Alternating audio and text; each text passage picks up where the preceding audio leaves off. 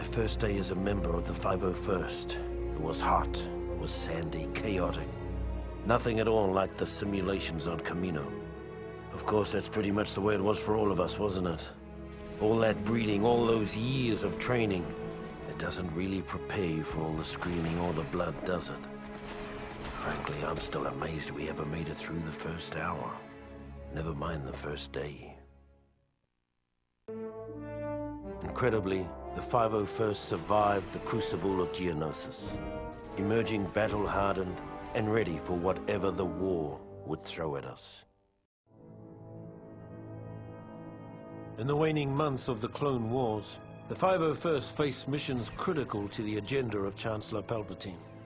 When we arrived at the bombed-out ruins of Megiddo, our Jedi commander believed we had been sent to take out a droid energy collector. What Ki-Adi-Mundi didn't know, however, was that our unit of the 501st was really after an experimental Megiddan power source that the Chancellor wanted for his super laser. Keeping Mundi in the dark wasn't easy. The Jedi had become increasingly wary of the Chancellor's doings, and were on the lookout for the slightest hint of treachery. Just like the rest of them, though, he never caught whiff of what was really going on until it was far too late. The success of the mission on Megiddo was something of a revelation for the men of the 501st.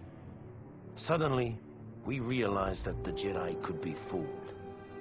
And if they could be fooled, they could be killed. As the Clone Wars progressed, more and more ground-based legions found themselves pressed into space combat, including the fighting forces of the 501st. For months, every hour of our downtime was spent in the simulator, preparing for the time we would face our enemies from the cockpit of a 170. Finally, the day came to earn our wings. The CIS had staged a daring kidnapping of Chancellor Palpatine and was being escorted from Coruscant by a fleet of separatist ships. With only a few veteran pilots on planet, many of the 501st were pressed into service to drive off the Seps and buy time for a pair of Jedi Knights to rescue the Chancellor. After disabling the final capital ship, General Kenobi and Skywalker took advantage of the opportunity we'd created and rescued the Chancellor. Took all the credit, too.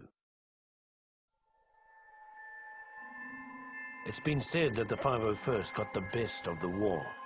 We also got the worst. On Felucia, the Seps dug their metal heels into the muck of that alien hellhole and dared the Republic to come in after them. So we did, only to be met with the month after month of flesh-eating diseases, shrieking nocturnal predators, and other sights that haunt me to this day. Cut off and, for all we knew, abandoned by our superiors. Our only hope was Aayla Secura, our Jedi commander.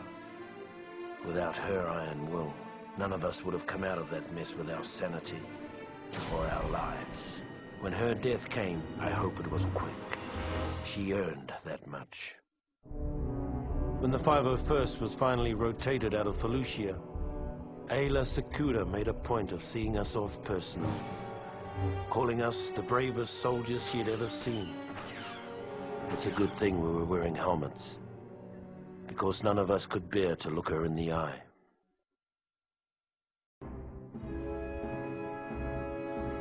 When the Separatists' invasion of Kashyyyk caught the Republic flat-footed, a detachment of the 501st was sent in to stop the bleeding until reinforcements could arrive. It was a textbook suicide mission, and we knew it. As we fought our way into Kashyyyk's atmosphere, most of us believed that the only way we'd be getting off this planet was in a body bag. As the 501st finally broke through the Sep blockade over Kashyyyk, I took a long look back at the battle that continued to rage over the planet and wondered why so many had to die for a bunch of walking carpets. Then I followed my orders and turned planetward.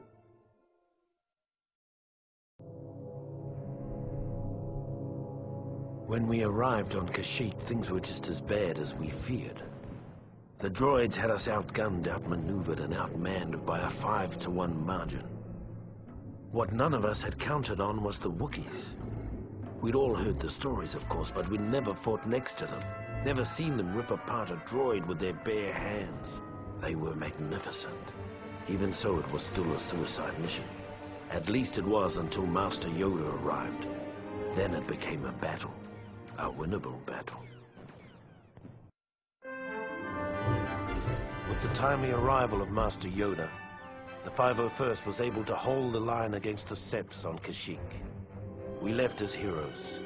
Years later, we'd return as conquerors.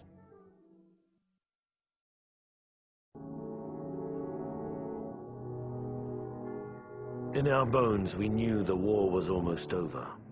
The galaxy held its breath, waiting to see which side would make the final, daring move. As fortune would have it, the Republic moved first.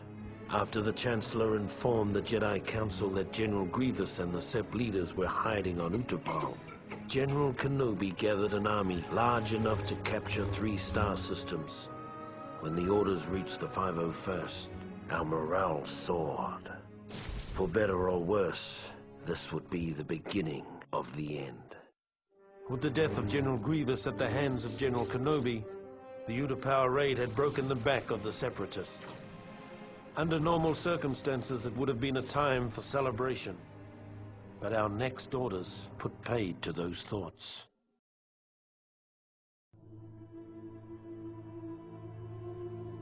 What I remember about the rise of the Empire is how quiet it was. During the waning hours of the Clone Wars, the 501st Legion was discreetly transferred back to Coruscant. It was a silent trip.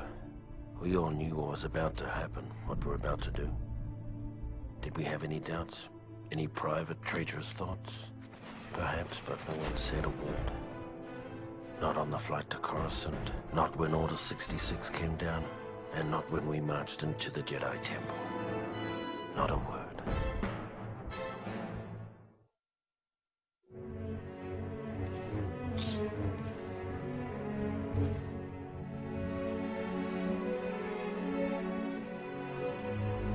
With the fall of Coruscant and the elimination of the traitorous Jedi, Palpatine's rise to power was complete.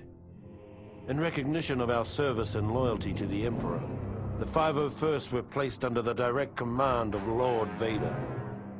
Armed with deadly new weapons, blazing new ships, and shiny new armor, our presence let the galaxy know that the days of the old Republic were well and truly over.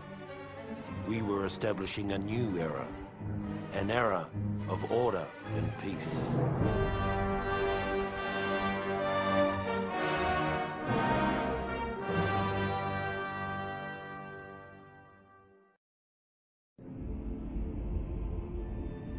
During the rise of the Empire, the Emperor's home planet of Naboo rapidly established itself as a major irritant. After a number of Naboo's ambassadors were sent home in various states of dismemberment, her newly elected queen broke off diplomatic ties and began exploring military options. Clearly, it was time for a regime change. A change that would be effected by the 501st, now under the direct command of Darth Vader. Our orders were simple: to infiltrate the city, take out their leader, sending a clear signal to other potential troublemakers in the Empire. With the Queen eliminated, Naboo quickly fell in line. It was the first time the 501st was called upon to adjust a planet's government. But it wouldn't be the last. Within months, the 501st gained a well-deserved reputation as Vader's fist.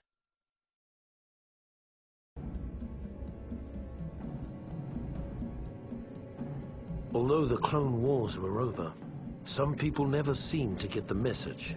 The worst case of denial was Gizor Delso, a Geonosian separatist who'd somehow escaped Lord Vader's efforts to wipe out the remnants of the CIS. Lord Vader tracked him to Mustafar and brought us in to finish the job. It seemed like a simple enough mission, but when we saw the fleet of droid ships hovering over the planet, we suddenly realized that Delso's denial mechanisms were a little more dangerous than we'd imagined.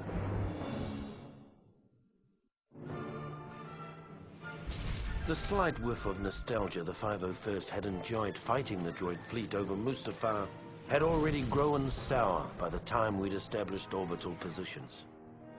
Now it was time to find out what this was all about. By the time we'd made our way to the molten surface of Mustafar, it was apparent that Delso had been a busy little bug.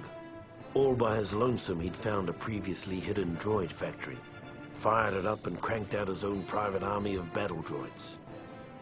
Needless to say, this got the men of the 501st a little hot under the helmet, and not just because of all that lava. Truth be told, we'd all had our fill of those gearheads during the war, and we couldn't stomach the thought of going through another one. So we blew them up. Blew up the droids, blew up the factory. Damn near blew up the planet. The destruction of the mining facility put an end to any thoughts of a second droid rebellion. For the first time in years, the man of the 501st could relax and get about the business of maintaining an empire, rather than building one. Officially, there never was a clone rebellion on Kamino. Unofficially, approximately 20 years after we were created, a special detachment of the Imperial 501st Legion was dispatched to Kamino with orders to eradicate an army of clones that had been bred to take arms against the Empire. Our mission commander, an expert on the inner workings of Kamino, was a young bounty hunter named Boba Fett. The bounty hunter left after the battle was over. He said something about tracking down a smuggler on Tatooine. After the Kamino uprising, the Emperor decided that an army of genetically identical soldiers was too susceptible to corruption. Future troopers would be cloned from a variety of templates. Though the 501st itself remained pure, the rest of the Imperial Army gradually became more and more diverse. We never really got used to the new guys.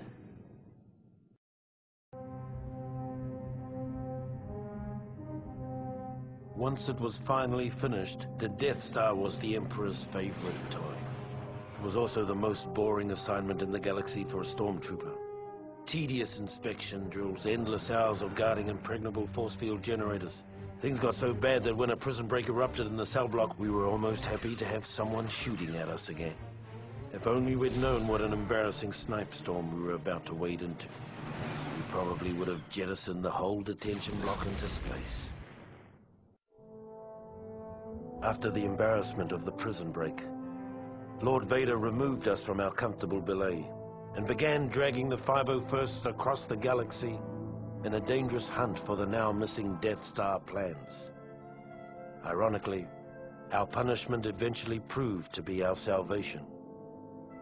The poor souls who took our place in the detention area were completely wiped out when the Death Star was destroyed.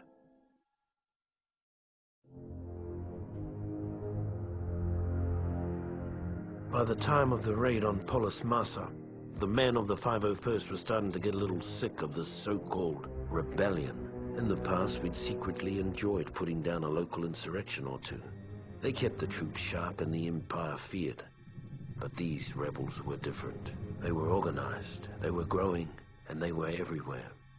The raid on Polis Massa was a perfect example of how things were starting to fall apart. We were supposed to go in, wipe out a small band of rebels, and recover some stolen Imperial plans on an encrypted holodisk. Before we knew it, we were nearly overrun by rebel forces, with the holodisk nowhere to be found. Even though the Polis Massa raid was only a partial success, we finally had a lead on the whereabouts of the Death Star plans.